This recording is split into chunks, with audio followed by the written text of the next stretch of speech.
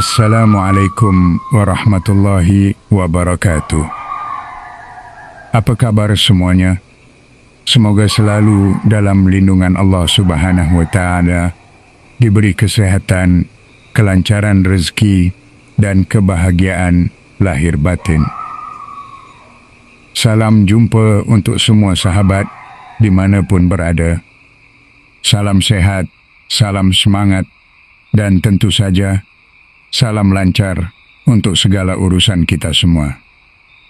Mari duduk santai, siapkan hati dan telinga. Kali ini, saya akan membawakan sebuah cerita yang semoga bisa jadi pelajaran, hiburan, dan mungkin bahan renungan untuk kita bersama. Desa Ngrau, Bojonegoro, 1983. Suara gamelan dari radio transistor Pak RT masih terdengar samar di kejauhan ketika Budi mengayuh sepeda ontelnya melewati lorong sempit menuju rumah. Lampu minyak tanah di setiap rumah sudah mulai padam satu persatu. Hanya ada cahaya remang dari lampu merkuri yang baru dipasang PLN di ujung gang yang menerangi jalan tanah berbatu itu. Budi baru pulang dari warung kopi tempat ia nongkrong bersama teman-teman sambil mendengarkan lagu dangdut dari kaset Rhoma Irama. Jam tangan Citizen pemberian ayahnya menunjukkan pukul 11 malam. Terlambat memang, tapi tidak aneh untuk anak muda berusia 20 tahun seperti dirinya. Angin malam bertiup pelan, menggoyang-goyangkan daun pisang di halaman rumah Mak Siti. Pohon rambutan tua di ujung gang tampak menyeramkan dengan bayangan dahan-dahannya yang bergerak-gerak seperti tangan raksasa. Tiba-tiba, sepeda ontel Budi, rantainya putus. Aduh, sial ini, gerutunya sambil turun dari sepeda.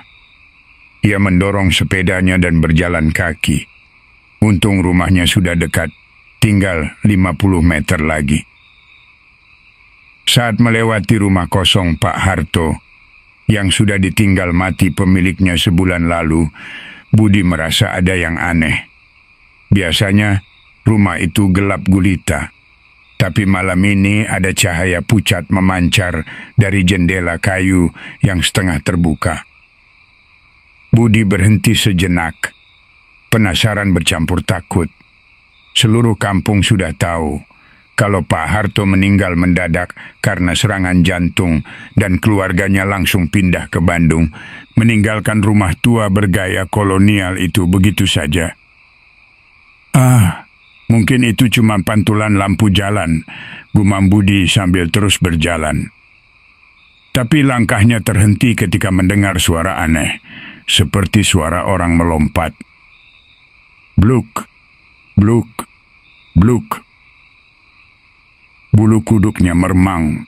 Ia menoleh ke arah rumah kosong itu. Cahaya pucat masih terlihat, tapi kini bergerak-gerak seperti ada yang membawanya berkeliling. Bluk, bluk, bluk. Suara itu makin jelas dan makin dekat. Jantung Budi berdebar kencang.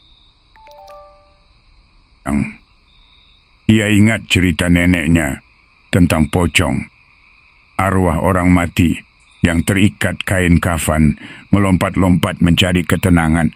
Nenek selalu bilang, pocong muncul kalau ada yang meninggal yang belum sempurna proses pemakamannya.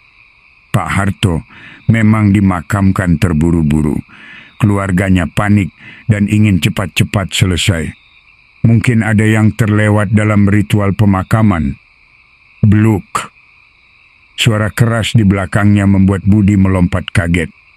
Ia menoleh dan melihat sesuatu yang membuatnya hampir pingsan. Sosok putih tinggi melompat di tengah jalan berjarak sekitar 10 meter darinya. Tubuhnya terbungkus kain kafan putih dari kepala sampai kaki, hanya mata dan hidung yang terlihat samar. Kedua tangannya terikat di dalam kain sehingga bentuk tubuhnya seperti sosis raksasa. Pocong itu melompat lagi. Bluk, makin dekat. Budi terdiam membeku. Kakinya seperti tertanam di tanah. Sepeda ontelnya terjatuh dengan bunyi keras, tapi ia tidak bergerak sedikit pun.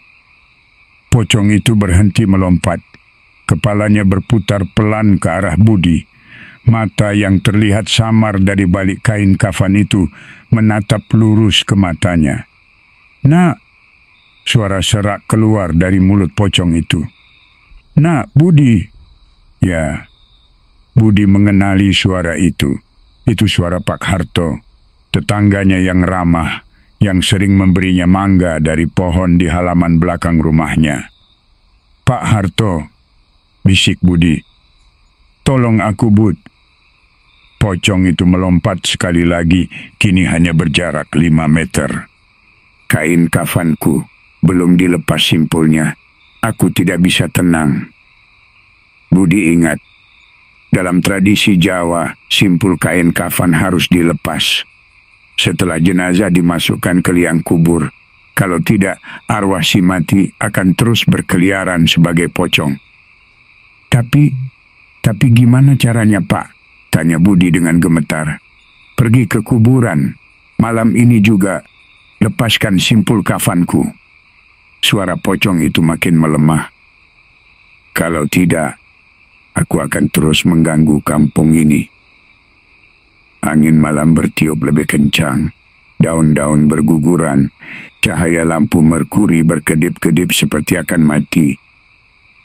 "Kumohon, Nak Budi. Kamu anak yang baik. Tolong aku."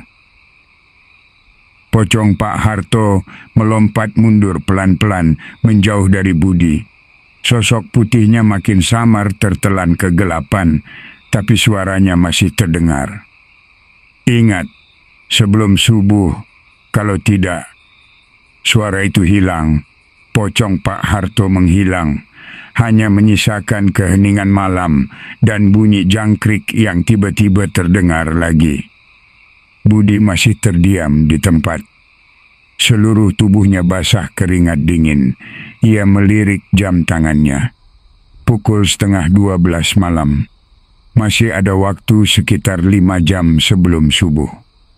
Ia memungut sepedanya dan berlari ke rumah. Mendorong sepeda sambil terus menoleh ke belakang. Rumah kosong Pak Harto kembali gelap gulita. Sesampainya di rumah, Budi langsung membangunkan ayahnya.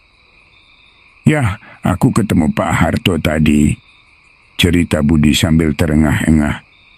Ayahnya yang baru terbangun dari tidur mengucek mata. "Pak Harto?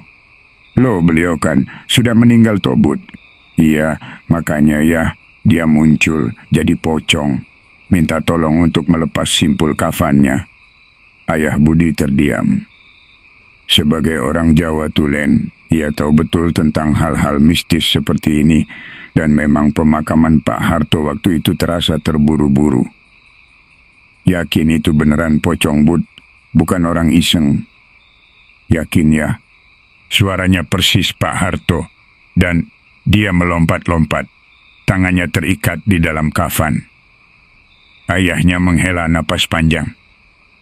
"Ya sudah, kita ke makam sekarang. Tapi kita ajak Pak RT dan beberapa tetangga. Jangan sendirian."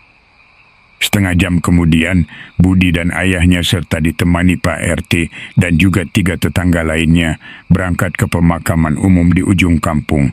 Mereka membawa lampu senter, cangkul, dan kain kafan baru. Makam Pak Harto mudah ditemukan. Nisanya masih baru, terbuat dari kayu dengan nama dan tanggal lahir matinya dicat warna hitam. Bismillahirrahmanirrahim. Pak RT membaca doa sebelum mereka mulai menggali. Proses penggalian memakan waktu kurang lebih 1 jam. Ketika peti mati Pak Harto terlihat, mereka berhenti sejenak untuk berdoa lagi. "Pak Harto, kami datang untuk membantu Bapak. kata ayah Budi dengan suara pelan. Semoga Bapak bisa istirahat tenang setelah ini. Mereka membuka peti dengan hati-hati. Jenazah Pak Harto masih terbungkus kain kafan putih. Dan benar saja, simpul di bagian kepala dan kaki masih terikat rapat. Loh, ini memang belum dilepas, gumam Pak RT. Pantas saja arwahnya tidak tenang. Dengan tangan gemetar, ayah Budi melepaskan simpul-simpul kafan tersebut. Angin malam tiba-tiba berhenti bertiup. Suasana menjadi hening total. Setelah simpul terakhir dilepas, mereka merasakan udara di sekitar makam menjadi lebih hangat, seperti ada beban berat yang terangkat. Terima kasih. Suara samar terdengar di antara mereka. Suara Pak Harto, tapi kali ini terdengar lebih lega dan damai. Mereka menutup kembali peti dan menguburnya dengan khidmat.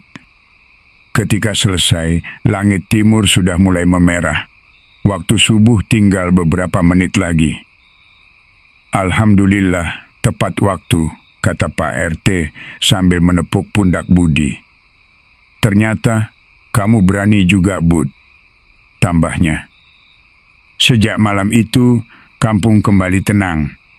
Tidak ada lagi penampakan pocong di lorong sempit. Rumah kosong Pak Harto tetap gelap dan sunyi seperti seharusnya. Budi masih sering melewati rumah itu setiap malam pulang dari warung kopi. Kadang ia merasa ada yang mengawasi dari jendela, tapi bukan lagi tatapan menakutkan. Lebih seperti tatapan seorang tetangga tua yang berterima kasih. Dan setiap kali angin malam bertiup pelan menggoyang-goyangkan daun pisang di halaman Mak Siti, Budi selalu ingat pesan neneknya. Orang mati itu cuman butuh ketenangan. Kalau masih mengganggu, berarti ada yang belum selesai di dunia ini. Pak Harto kini sudah tenang, dan Budi dengan sepeda ontelnya yang sudah diperbaiki rantainya tetap pulang larut malam dari warung kopi. Tapi kini ia tidak takut lagi melewati rumah kosong itu. Karena ia tahu kadang-kadang membantu arwah yang tersasar adalah bentuk kebaikan yang paling mulia. 5 tahun kemudian, rumah kosong Pak Harto dibeli oleh keluarga muda dari Surabaya. Mereka merenovasi total dan menjadikannya rumah yang nyaman. Tidak pernah ada kejadian aneh lagi. Budi yang kini sudah menikah dan punya anak, sering bercerita kepada istrinya tentang malam ketika ia bertemu pocong Pak Harto.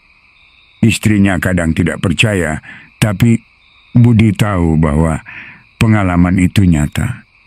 Dan setiap malam, ketika mendengar suara gamelan dari radio transistor tetangga, Budi selalu ingat bahwa di balik kehidupan sehari-hari yang biasa, ada dunia lain yang kadang-kadang membutuhkan pertolongan kita. Dunia arwah yang mencari ketenangan. Dunia yang mengajarkan kita tentang empati, bahkan kepada yang sudah mati. Billahi taufiq wal hidayah.